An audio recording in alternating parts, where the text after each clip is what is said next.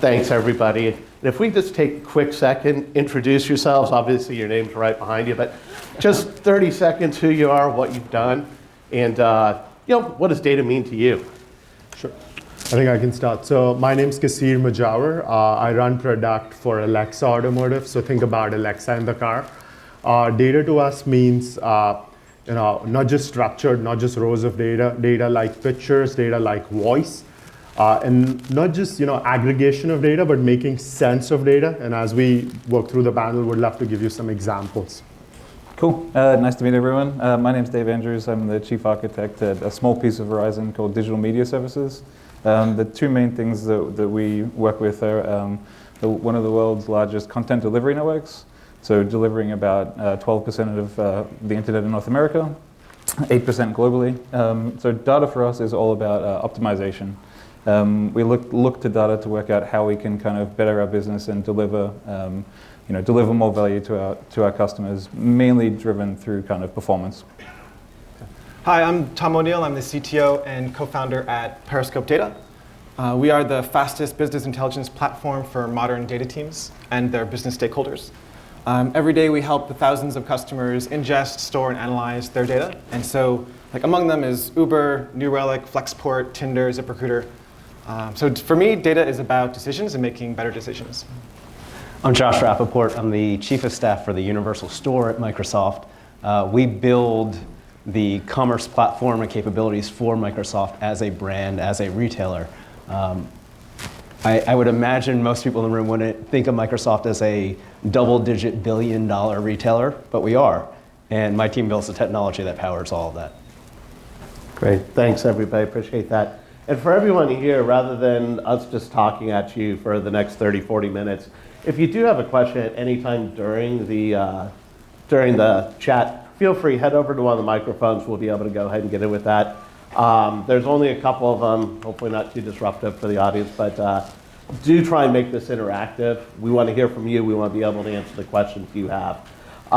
Pursuant to the agenda, what we were talking about there, Maxime, why don't you tell us a little bit, where's data started from? Where is it going to? What are the different kinds of data, and why do people use different data? Sure. So, originally, most data that you see is aggregated report data. So you might literally see, PDF reports. You might see business intelligence reports like from Tableau, from Periscope, so on and so forth. So that was, mostly foundations of where data came from, right? For most people to understand what is happening with my business. So whether it's management reports or financial reports.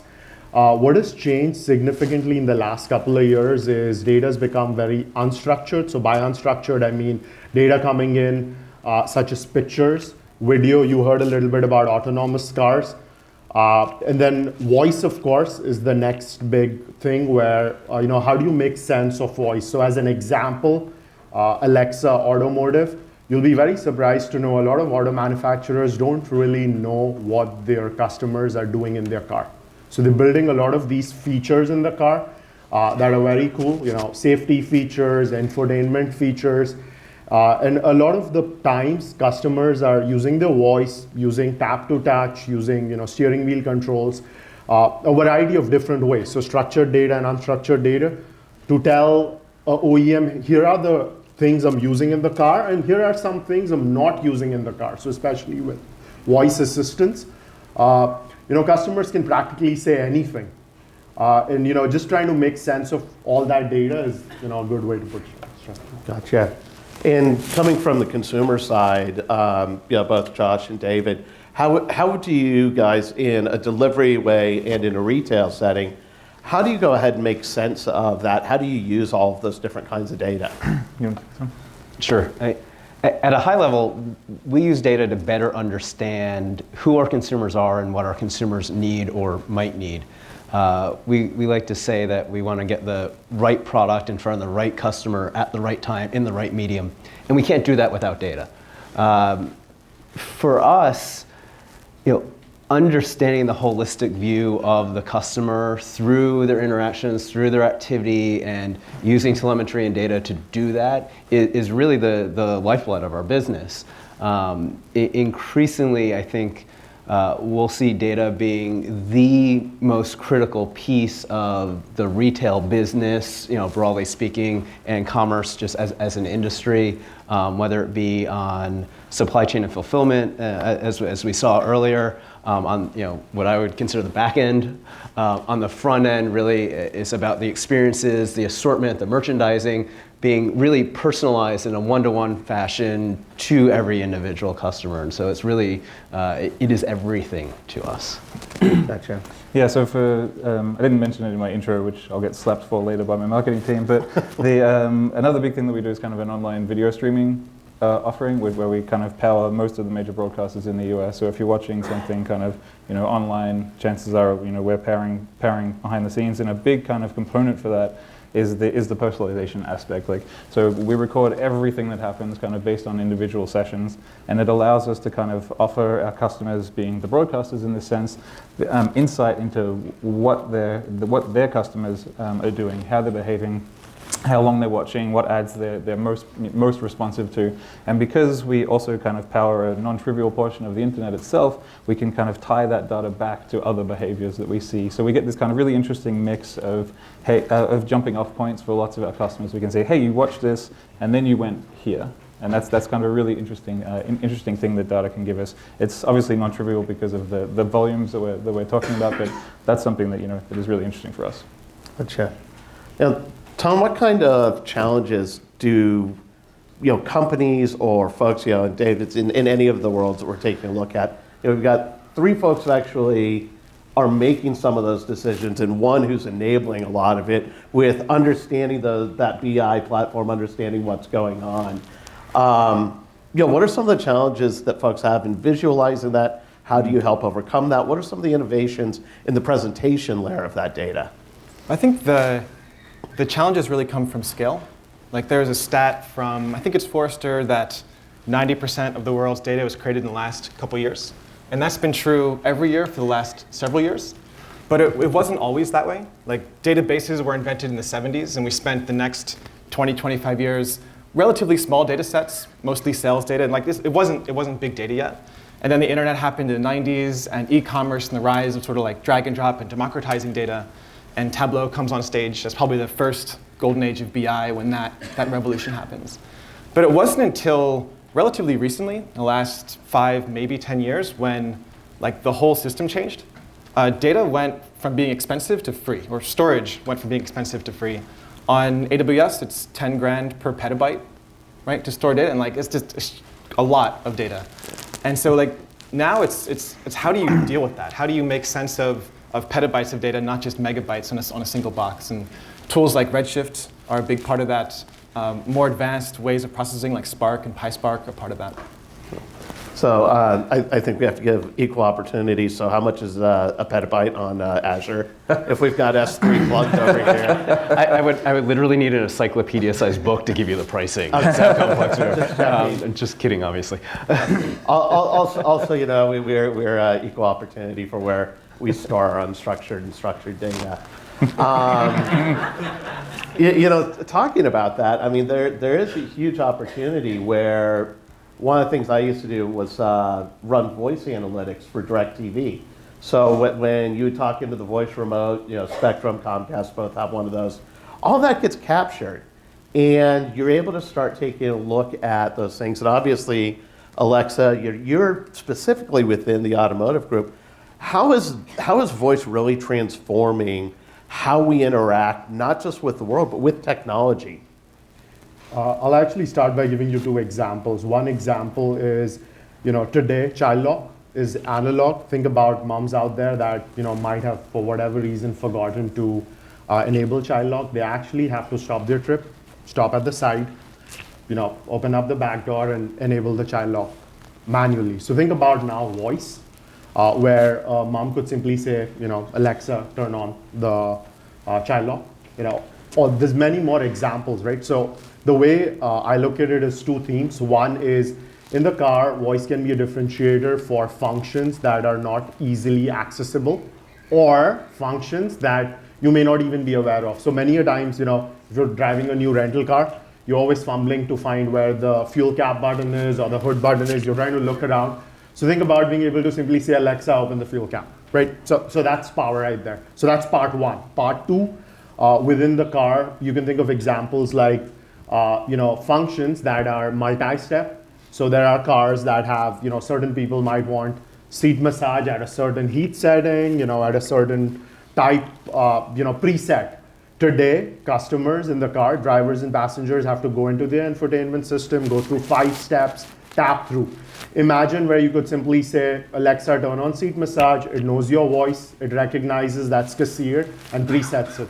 Right? So that I want your car. Seat massage. Anyway, so back to creating a pattern there, right? So the way we look at analytics is 3 ways. Part one is what we call descriptive, which is you're simply aggregating data. In the car, you could find out, hey, a lot of customers are saying, turn on the dome light, open up the trunk. So what are customers saying? What has happened? So that's part one. Part two, the way we look at it is what's called prescriptive. Hey, based on things that customers are doing, looks like the pattern is they want to turn on more lights, they want to open up the trunk, the hood, etc. with their voice. And then 3, which is where everyone's going, is what we call predictive analytics, which is what can happen, right? Like what all can we do with analytics, which is looks like most customers want to use voice for functions that are not easy to find or functions that are hidden behind a lot of menus. Can you actually use that data to kind of inform other elements of specifically for automotive? Like I imagine that if people are doing, it's a good measure for the most common functions, but then you could use that to inform interface design, right? Like the most common functions that people want to do are these 5 things, so let's make sure that they're prominent in the display so that the whole experience gets easier. Yeah. And to add to that, if you look at navigation today, when you're commuting, you heard a little bit about time spent in the car. Most navigation apps get you from A to B, but they're really not solving the problem. If you're going to a concert, a navigation app is simply taking you to a concert. The highlight tends to be, it's going to tell me, traffic data, example Waze or Google Maps. What we really want to solve is, why don't we allow you to digitally book parking ahead of time rather than you having to drive around a concert and we look at people with signs which are literally saying $60, $80 for parking. What if you could simplify that? So those are the examples that you could do with big data. Yeah, it's a good one. Absolutely. Speaking of the same kind of thing, Tom, how do we start taking prescriptive data into the presentation layer? How do we start taking that into an analytic layer so that rather than having analysts, as an example, spending their time saying, yep, that's right, yep, that's right, yep, that's right, which is the life of most business analysts, unfortunately. What are some of the innovations you're seeing? What are some of the demands that you're seeing from your clientele? I think it's important to remember that data is not useful unless it influences the future. Right? You can collect all you want about the past, but if you don't use it to make a future decision, there's no value in that data. And so as much as you can automate all the unit testing, the validation of historical data and make it available for future use, that gets you a long way towards prescriptive, because then all of the descriptive analytics are solved. How many widgets did we sell on Friday is no one needs to think about that ever again. We've answered it once, we'll answer it every day automatically. And you can focus the human brains, actually the most valuable part of the whole system, on figuring out what to do next. How do you work that hybrid model with the Microsoft Store when you're taking a look at the analytics, the numbers, but then making better decisions? Well, I think for us, from a consumer perspective at least, firstly, I love the descriptive, prescriptive, predictive taxonomy there. From a descriptive standpoint, the old world, which was probably 3 hours ago, descriptive was, welcome back, Dan. I see you. How are you liking your new Surface Book 2? Prescriptive is, hi, Dan. How are you liking your Surface Book 2? And people who have bought Surface Book 2s also have benefited from X, Y, and Z product. Predictive is, you come to the website or walk into a store and we say, hey, Dan, it's so nice to see you again. I collected some new products that I think would be really helpful for you or that you would really enjoy. And so, as we think about it, it's actually less about making our our merchandisers, our assortment folks try and pick the right things, and it's really about creating a smart system. It's creating a platform that has these insights embedded within, so that there, frankly, is a lot less manual work to do. It drives business efficiency. It frankly, when we're trying to process petabytes of data, it's impossible for the human brain to do it. So we're now able to create consumer scenarios with data that just weren't possible before. That's great. And the all-knowing internet, and with how much of the internet does Verizon actually power? The people are probably going to laugh and not believe the number. Our little bit of Verizon. So this is kind of excluding the cell network, which is obviously an astronomically big number, especially in North America. But our piece powers 8.5% globally, 12.5% in North America, which doesn't sound like a lot, but the internet turns out is really big. If an eighth of the internet went away, it'd be bad. Yeah, that would be bad. It'd be bad. So I would gently push back on Tom's point that the storage problem is solved. It's actually really expensive for us. So for context, we generate about a petabyte of a single source of data every 3 days. So that if that's 10 grand that you're adding onto your bill every 10 days, that turns out to be a reasonable amount of money, especially when you want to do year-over-year analysis. I want to store 5 years worth of data so that I can go back in time and ask questions that I didn't know at the time that I needed to ask. So one of the big challenges that we see, and I'm constantly running into, is how do we do that? We don't know what questions we want to ask yet, but we know we're going to need to ask something, and it's going to be 5, 10, however many years out. So the kind of common solutions that you run into where it's okay, we're going to pre-aggregate the data, we're going to roll it up based on these dimensions, and we'll capture this piece. They work when you have some general idea of what you want to ask, but we don't. and we really want to retain that flexibility of being able to kind of go back in time and ask any arbitrary question along any dimension and kind of extract business value that way. So that's a challenge that we're running into. It is still the storage, and obviously the storage is the first bit. On top of that, you have the processing. So for us, it's still a problem, unfortunately. It's a great problem to have. There's gold in them, there hills, so to speak. But it's definitely something that we're working on. Gotcha. Kasim, do you have something you want to add with that? With voice, with all, such being one of the true innovators in that market space, with what kind of new analytics are you guys running on the voice data? What are some of the new ideas and the new questions you're trying to ask and get answered? Sure.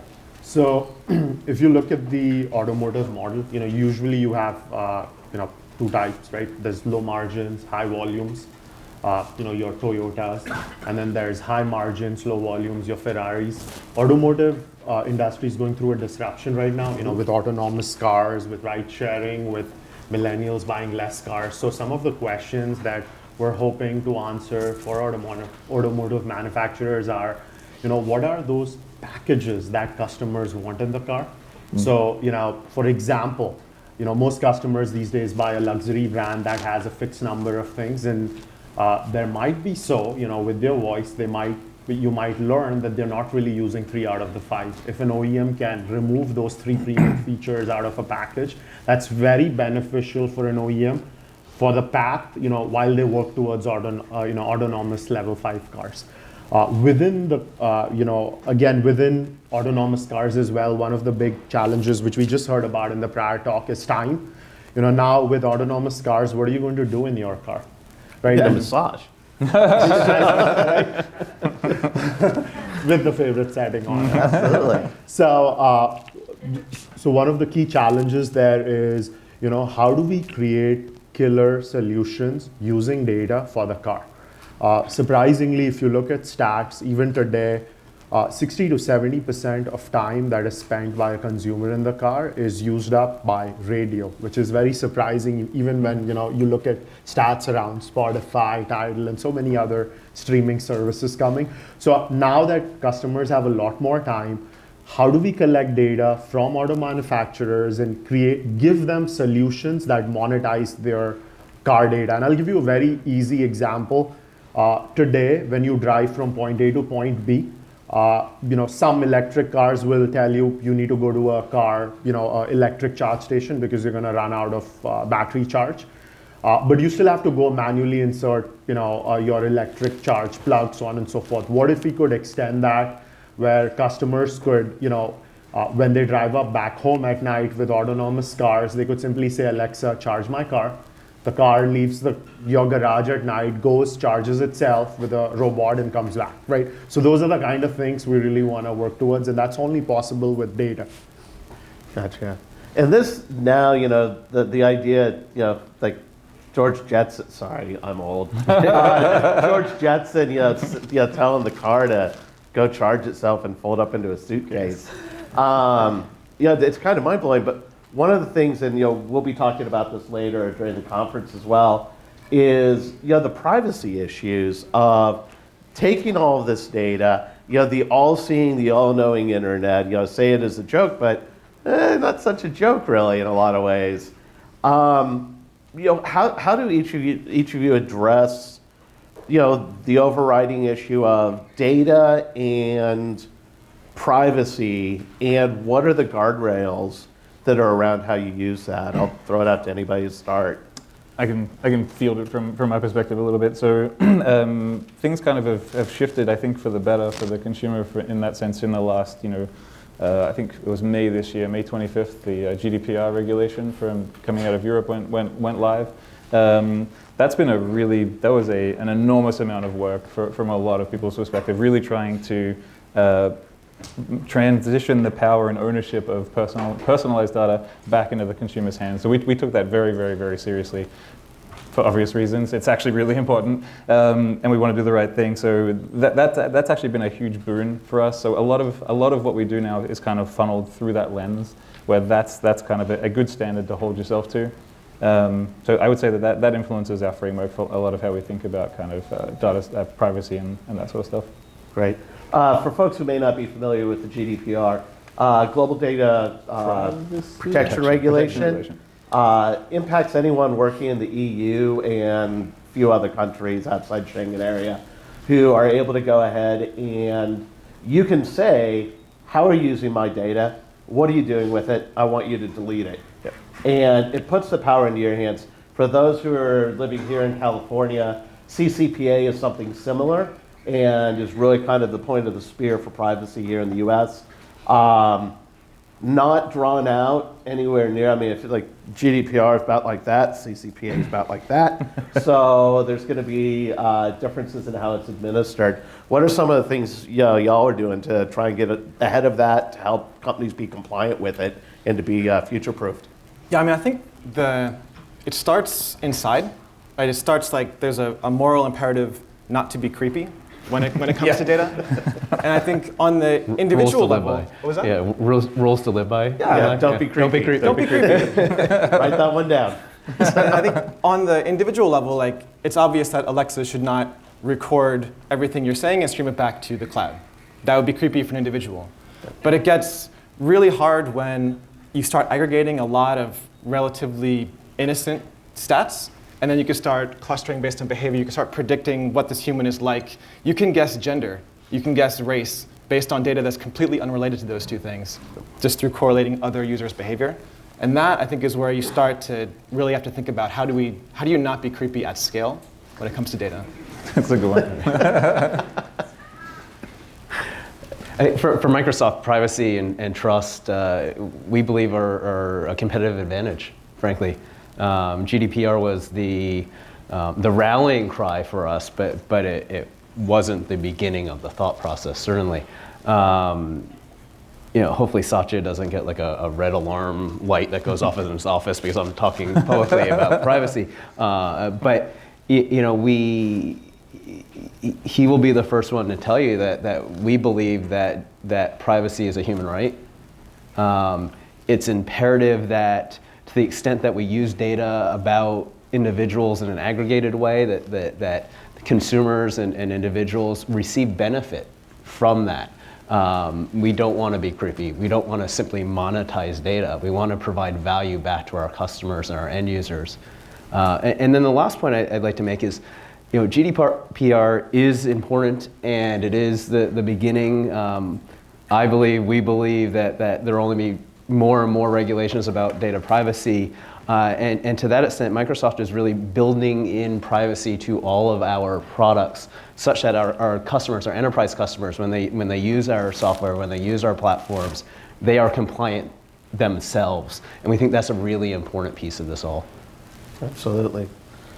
So privacy is very important to everything we do, and the way we look at it is, again, a funnel where you want to start by even before a customer goes into your model, you want to give them the option of moving out, right? So Alexa provides that, where, hey, I don't even want you to use my data for making NSR, ALU, making my voice model better. And then it goes into various steps, right?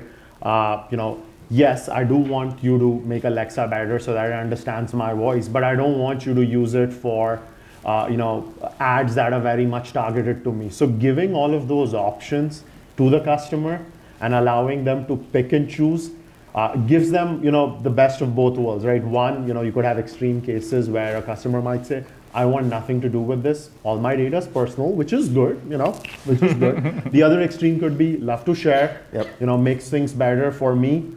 Yes, I do get some targeted ads. So, just giving those controls to customers and, letting them decide is a good option. Just being able to put that out there. And we're getting really close here to the point where you are now obligated to stand up and start asking questions. So if we've got one, feel free, fire away. Hi, thank you all for coming. So on the other side of the privacy question, obviously from a consumer, I enjoy it. But when you see other countries like maybe China, for example, where there's less privacy laws and then they gather more data at a state level, do you think from an innovation standpoint that puts the US at more of a disadvantage? That's a great question. That's a great question. I think it's not China's privacy laws that give them an innovation advantage. It's the scale and the state sponsorship, right? If you're starting a company in the States, maybe you do so in San Francisco, where it's about 1 million people, and so that limits your early adopter sort of audience to that size based on what industry you're in. But if you're starting a startup in Shanghai, it is so much larger, and there's so much more industry and so many more early adopters. There's more money available because labor is cheaper. I think that's where you can start to see China overtaking the US eventually when it comes to startup innovation because of the sheer scale. What about the generalizability of that, where you talk about being in San Francisco versus somewhere on the East Coast?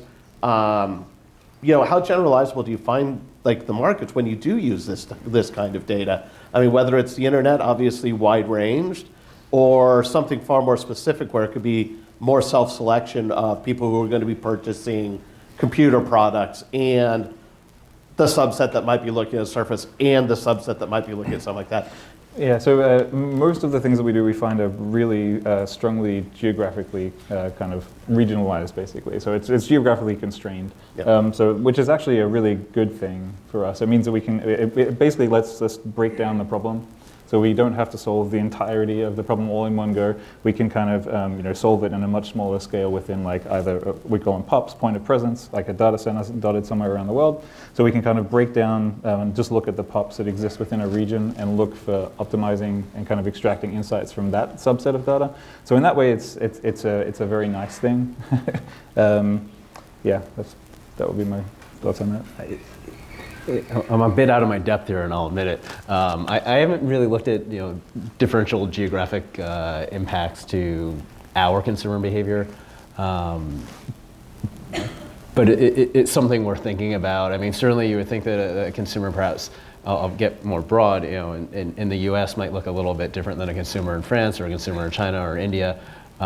Certainly there are socioeconomic differences and other demographic differences that might drive that, but I can't say that I've looked at it and have anything definitive that I could share. If you need a consultant, just I'm here for you. Thank you again. Appreciate everybody's time coming out. Thanks to the schools for the Easton Center and Means for putting this together and welcoming us here. Thank you very much for your time today.